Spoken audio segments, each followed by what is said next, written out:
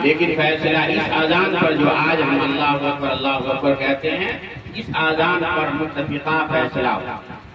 ایک سفر سے آپ صلی اللہ علیہ وسلم واپس تشریف لا رہے تھے اور آپ کے ساتھ جانے سارے آدمی صحابہ کے غزوات میں سے تشریف لا گئے۔ ایک جگہ پڑاؤ کیے، پڑاؤ کرنے کے بعد اذان نماز کا وقت، اذان کس لیے ہوتی ہے؟ نماز کی۔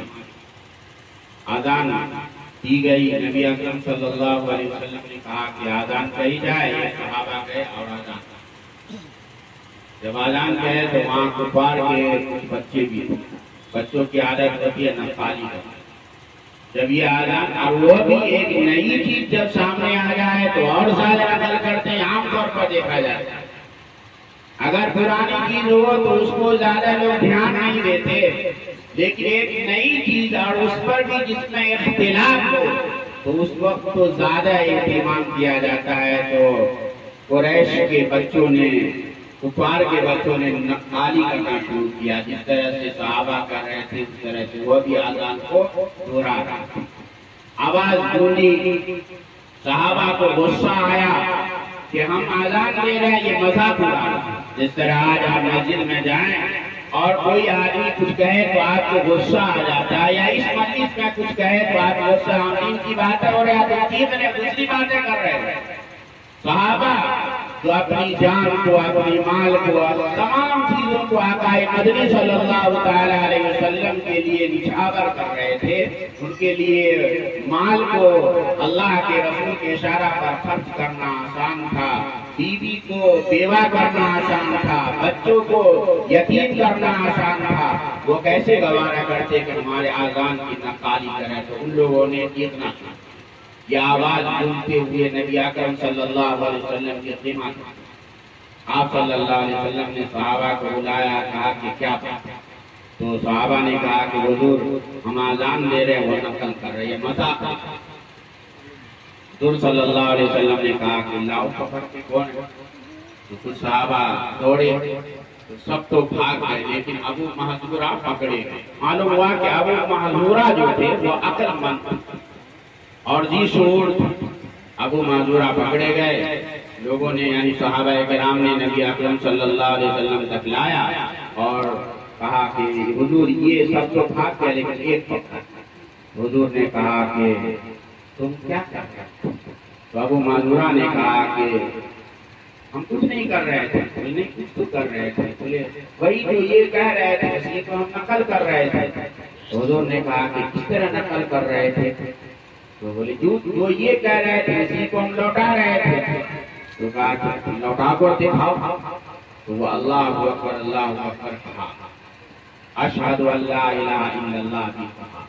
یعنی حضرت ابو معذورہ وہ لفظ اللہ اکبر، اللہ کے بارے میں کسی کو کوئی اختلاف نہیں تھا، وہ بھی کسی نہ کسی درجہ میں ایک خدا کو مانتے تھے۔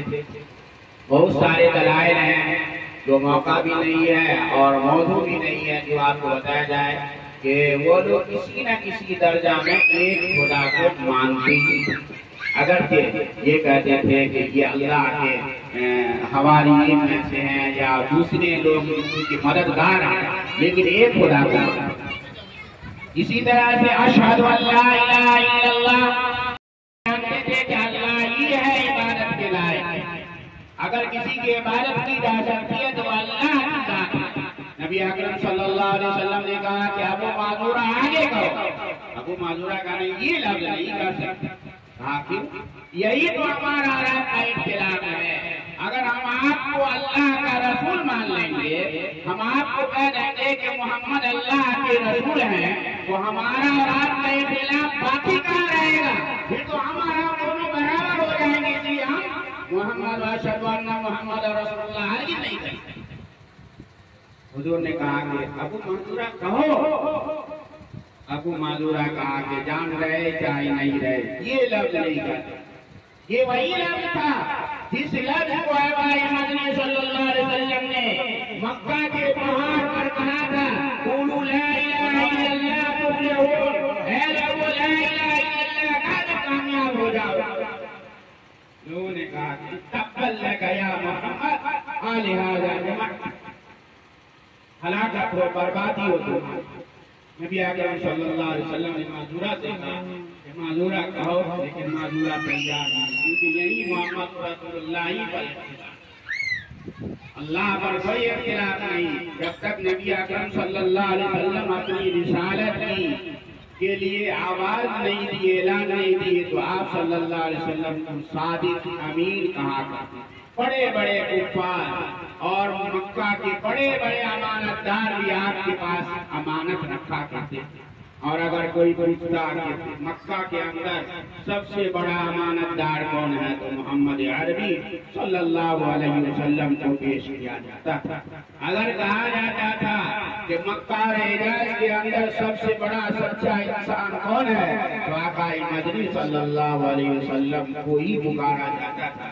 یہاں اختلاف ہوا اس وقت جب آپ نے کہا انی رسول اللہ، کہ اللہ نے مجھ کو رسول بنا کر بھیجا۔ وہاں سے ابو معذورہ کا یہ نبی اکرم صلی اللہ علیہ وسلم ابو معذورہ کے سینہ پر ہاتھ رکھ کر کہا اشہد ان محمد رسول اللہ۔ ابو معذورہ نے اشہد ان محمد رسول اللہ کہا اور پھر پوری آگا۔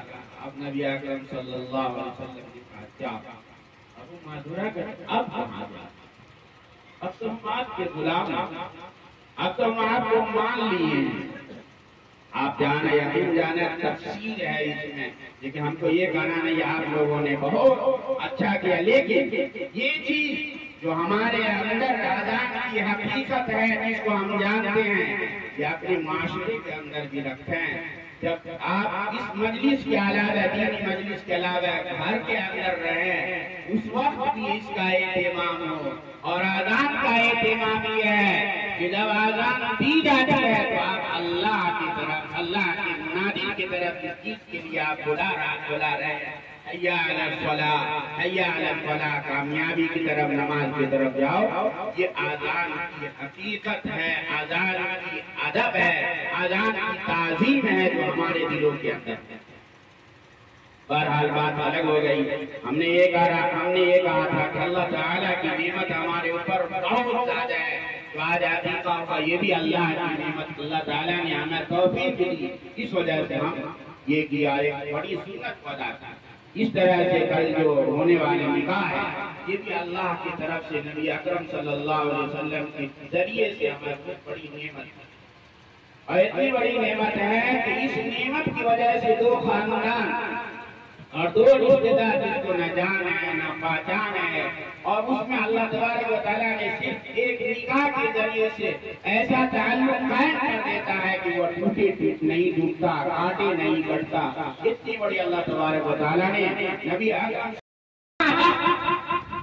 احسان مندی کا اظہار، احسان مندی کا اظہار یہ ہے کہ اللہ نے جو فرمایا، جو اپنے نبی کریم صلی اللہ تعالی علیہ وسلم کے ذریعے سے دیا ہے، اس پر ہم ایک واقعہ بیان کر کے ہم رخصت ہوں گے، کیونکہ ہمارا یہ معمول ہے کہ نماز کے وقت ہم مسجد جاتے ہیں، اور نماز سے پہلے ہم اس لیے مفتی صاحب سے بھی کہا کہ ہم کر لیں گے، آپ نہ کرتے ہیں۔ ایک بادشاہ تھا، اور وہ بادشاہ اپنے درباری کو جو وہاں رہتے تھے اسے کہا کہ اس دنیا میں جو سب سے بڑا پینٹر ہو اس کو ہمارے سامنے۔ تو بادشاہ کا حکم تھا، لوگوں کے کہنے سے، درباریوں کے کہنے سے اس بادشاہ کی جہاں تک حکومت تھی تمام اعلان کر دیا گیا، اور سب سے بڑے بڑے پینٹر آئے۔ بادشاہ نے کہا کہ دنیا میں جو سب سے بڑا معصوم فرشتہ صفت چہرہ ہو اس کی تصویر ہے، اور دوسرے لفظ میں فرمایا کہ دنیا میں جو قرات الوضو ہو، سب سے برا چہرہ ہو جس سے انسان متنفر ہو، انسان دیکھنا گوارا نہیں کر رہا، اس کا چہرہ معصوم چہرہ ہو، مقبول چہرہ، نیک چہرہ ہو، بد۔ اب یہ سب لوگ اکٹھے ہوئے اور خیالات کے اندر معصوم چہرہ بنانے کی کوشش کرتے رہے، لیکن مل نہیں رہا۔ ڈھونڈتے ڈھونڈتے ڈھونڈتے ایک چہرہ مل گیا جو بادشاہ کے سامنے، بادشاہ نے بلایا کہ کیا تیار ہو گیا؟ بولے حضور ایک تیار ہو گیا، دوسرا نہیں۔ بادشاہ کے سامنے پیش کیا گیا. جو پینٹر نے پیش کیا اس تصویر کو جو بنایا تھا، بادشاہ دیکھے، وزیر دیکھے، بہت داد کیے، تعریف کیے، کہے کہ واقعی یہ وہ چہرہ ہے اس کو دیکھ کر دل خوش ہوتا ہے، معصوم چہرہ ہے، بزرگ چہرہ ہے، اچھی صفت کا چہرہ ہے، اس سے بہتر چہرہ نہیں. بادشاہ نے کہا دوسرا چہرہ، بولے حضور مل ہی نہیں. بادشاہ کی طبیعت خراب ہوئی. کچھ دنوں کے بعد بادشاہ نے کہا کہ بھائی پینٹر صاحب کو بلاؤ اور کہو وہ چہرہ جو مقبول چہرہ ہو، جس سے متنفر ہو، وہ چہرہ ہمارے سامنے لانا. اب پینٹر بہت پریشان. بادشاہ نے کہا کہ بھائی اگر نہیں ملے گا تم لوگ اپنی حالت سمجھ لو کیا. اب یہ ڈھونڈنا تلاش کرنا شروع کیا. کرتے کرتے ایک جگہ دیکھا کہ ایک شخص کھڑا ہے جس کو دیکھنے کا دل بھی نہیں چاہتا، اور اتنا مقبول چہرہ ہے، اتنا متوحش چہرہ ہے کہ دیکھ کر کے ڈر لگ رہا ہے. اسی کو چہرہ ہے جو بادشاہ کا. اس شخص نے کہا کہ بھائی ہم آپ کی تصویر بنانی چاہتے ہیں. تو شخص نے کہا کہ بھائی میری تصویر. بولے ہاں. مجھے کیوں؟ بولے بس آپ کو پیسہ سے مطلب، آپ کھڑے رہیے، آپ کی تصویر. کچھ لین دین کے بعد وہ شخص تیار ہو گیا. ٹھیک ہے ہماری تصویر بنائیے. اس کی تصویر بنانے کے لیے وہ پینٹر آیا اور سامنے رکھ کر لکیریں وغیرہ کھینچنا شروع. اب جو لکیر شروع کیا وہ اس کی تصویر بن رہی ہے، وہ رونے اور آنکھوں سے آنسو بن رہے. پینٹر نے کہا کیا بات، آپ کی مرضی سے میں نے یہ کام کیا. آپ جب کہہ دیے، آپ تیار ہو گئے، آپ پیسہ لیے اور ہم تیار کر رہے ہیں آپ کے صورت، آپ رو کیوں ہیں؟ بہت بڑی کہانی.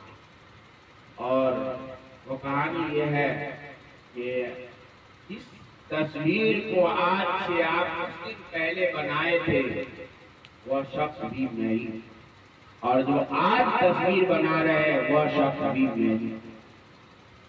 تصویر بنانے والے پینٹر نے کہا یہ کیسے؟